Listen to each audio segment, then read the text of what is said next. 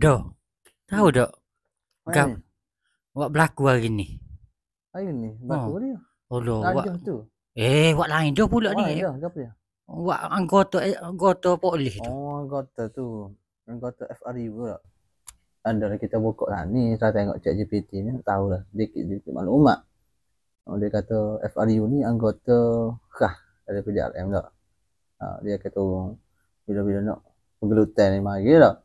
Jadi rasa saya sebagai rakyat Malaysia, sebagai Malaysia juga, rasa terpilu lah dengan kes ni. Tak mati lagi ni. Tak. Tak perwira kita pergi tak gitu je. Tapi nak organ kita kena ingat lah. Tak. Tuhan kata gapo kullu nafs za'iqatul maut. Setiap yang bernyawa ni pasti akan rasa kematian. Dan Tuhan kata lagi la yastakhiruna sa'atan wa la yastaqdimu. Kematian ni tidak awal saat, tidak lewat saat. Kalau Tuhan kata pukul tu. Mira. Betul? Asal ngaris tak tahu aja. Betul. Lepas tu soal lagi nya tak, kita kena ingat jugalah walaupun kematian begini. Tak, Tuhan kata juga Al-Quran. Wa bataghi fi ma atakallah darul akhirah wa la tansa nasibaka minad dunya.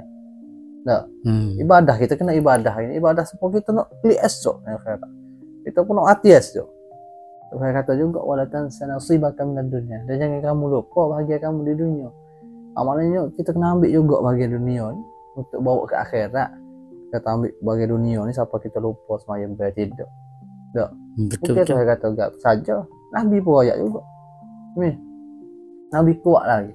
Nabi ayat ke apa tu? Nabi kata tak, tanganmu ni ada benih. Esok kiamat ni. Tanganmu ada benih, tanda ada benih. Tanda benih esok buah lalu kita tanya benih. Dok. Tak buah. Mo. Tapi apa Nabi suruh tanda? Sebab dia nak tahu. Apa? Sebabnya. Oh. Ada sebab Nabi ayat gitu. Tak. Nak ayatnya dunia ni adalah jambatan untuk kita pergi ke akhirat. Guna molek untuk kita bawa jambatan ni dunia ni untuk kita bawa bagi kita nak ngadak Tuhan di akhirat nanti. Jadi insya-Allah ingat MKS, ingat kopiah anda. Assalamualaikum.